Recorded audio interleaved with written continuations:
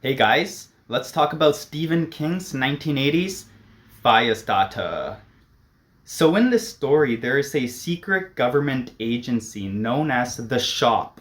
And the Shop is known for conducting experiments, usually with different drugs, on strangers to find their inner psychokinetic abilities. Now, there is a university English professor named Andy McGee, and Andy volunteers to do an experiment with the Shop with a drug called Lot 6. And Lot 6 is a drug that they're using to kind of find these inner telepathic, inner psychokinetic abilities within these strangers. During the Lot 6 experiment, Andy meets a woman named Vicky Tomlinson, and during this experiment, they form a connection. After the experiment, Andy learns that he has kind of the ability to do the push. And the push is an ability where Andy uses his mind to kind of controls people's actions or thoughts. Also, after the experiment, Andy has a child with Vicky Tomlinson, and their daughter's name is Charlie McGee. Now, Charlie isn't an ordinary child, as Charlie has pyrokinesis, and pyrokinesis is the ability to start fires with your mind. During the beginning of the story, Andy goes home to find his wife killed and his daughter abducted by the Shop. Now, the Shop really wants a hold of Charlie because they are aware of her crazy abilities and they know how dangerous she can be to the public.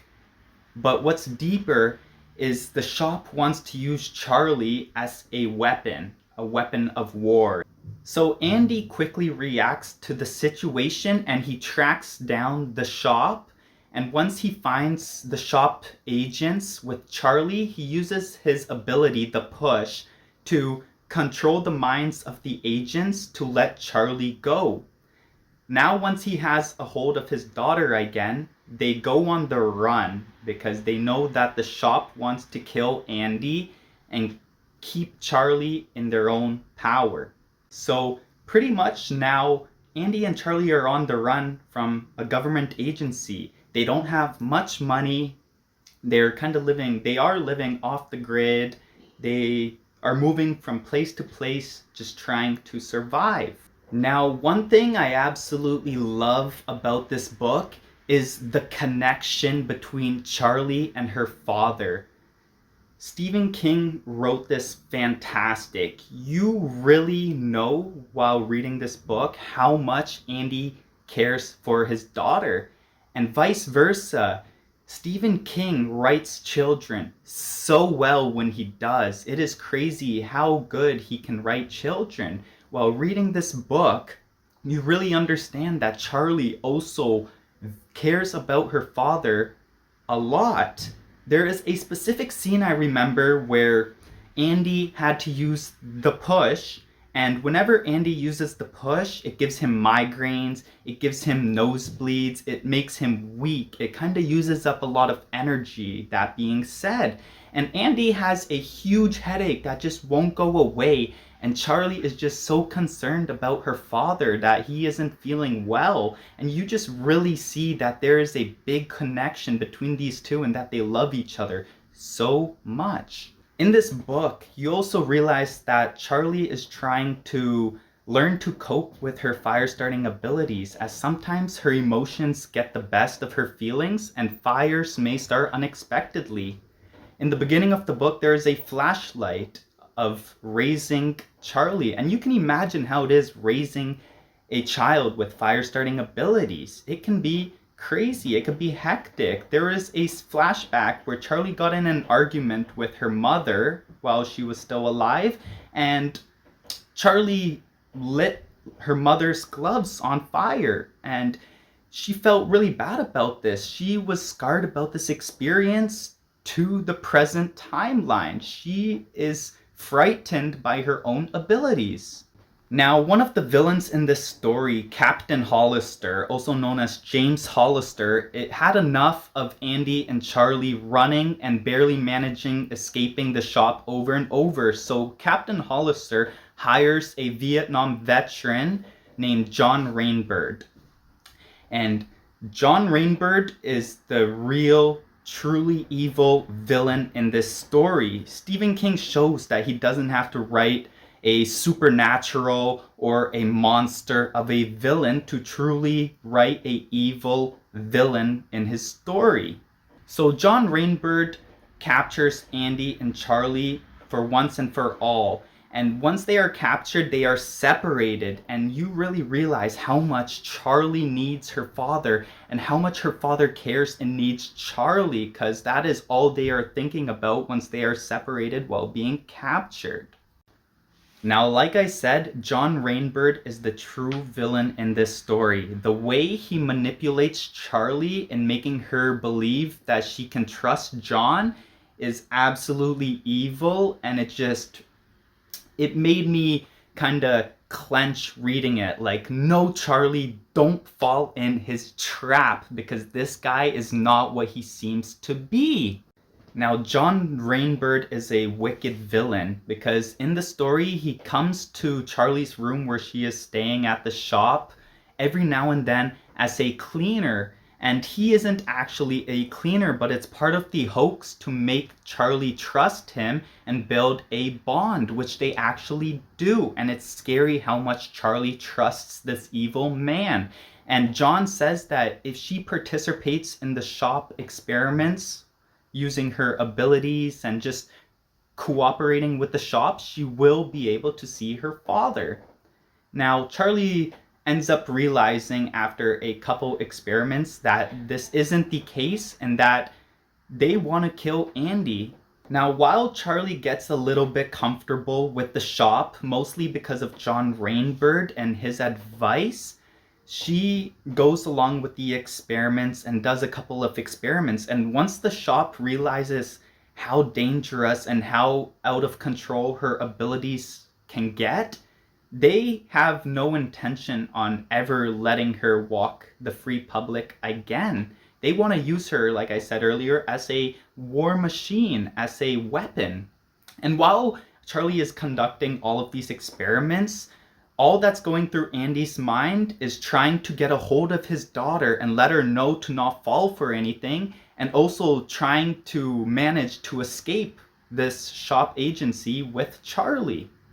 Charlie ends up realizing that she has to escape to see her father and be able to live a normal life again. And Andy realizes the same, but you could imagine how difficult it could be trying to plan an escape when they don't have access to talk to each other, see each other, or even, I don't think they even wrote letters to each other, maybe 1 or 2 letters throughout the story.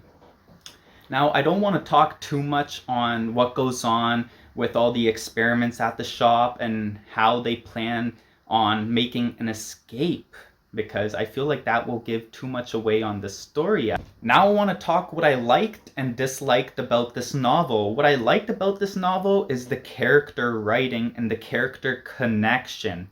Obviously, if you've read Stephen King, you know that Stephen King is a master at character development. And with this book specifically, the character connection is what I'm talking about, because the connection between Charlie and Andy is just heartbreaking. You really get a feel for how much they care for each other. Also, the way that Stephen King wrote the villain John Rainbird isn't a monster or a supernatural freak of sort. He is a normal person with some mental problems of his own, but the way that he was able to write such a evil villain out of this character and the way that he was able to write the villain in this book was fantastic. Now, one thing I disliked about the book is that there was some sections in this book that dragged on. It isn't one of King's longer books, as it is only 426 pages, at least this copy. But there was sections, like I said, that dragged on, and it could have been snipped, and it could have been equally as good, if not way better, being a 300-page book, maybe a 350-page story. Just like I said, there was some scenes that dragged on and just almost like kind of, I don't want to say repeated itself, but kind of dragged on, if you know what I mean. Overall, this book was great. I give it 3.8 stars out of 5, which is very good as a rating overall. This is my around 10th spot in my top 10 favorite Stephen King books, because there are other books that are way greater than this one that Stephen King wrote, whether it's characters, plot, theme. There are better books. You may be asking why I decided to review Firestarter as my first book review on my channel and my first King review, and the reason for that is because it is one of my more recent reads, so I wanted to do this review while the knowledge is still fresh in my mind. Now, there was 2 film adaptations based on this book, and out of those 2, I believe there was only 2, and out of those 2, I absolutely loved the 1984 adaptation, where Drew Barrymore was starring as Charlie McGee. Drew Barrymore did an absolutely great job as casting as Charlie. She was a great fit for the role, and I loved the 1984 film much more than the 2022's adaptation. Overall, I do recommend reading this book if you're looking for an action-packed book with some suspense in it. This book is also a good introductory to Stephen King, as it isn't that long. It was written during King's golden era, his prime, during the late 70s, early 80s, and it is a great start overall. It gives you a good taste on Stephen King's writing style, his character writing, and much more. So I do recommend reading this, especially if you're trying to get into Stephen King. Now, if you enjoyed this video, please leave a like, and if you would like to see more Stephen King content or book content on my channel, please subscribe and leave a comment below. Also, comment any suggestions you may have for future videos, book reviews, or anything that you would like to see me film on my channel. I also want to mention, check out my video on my channel on my Stephen King collection if you have not yet. I go through my collection, I show you some of my first editions, and I kind of just show you different copies of Stephen King books that I have. So check that out. It is on this channel that you're watching this on, and I just want to say thank you so much for watching. I'm out.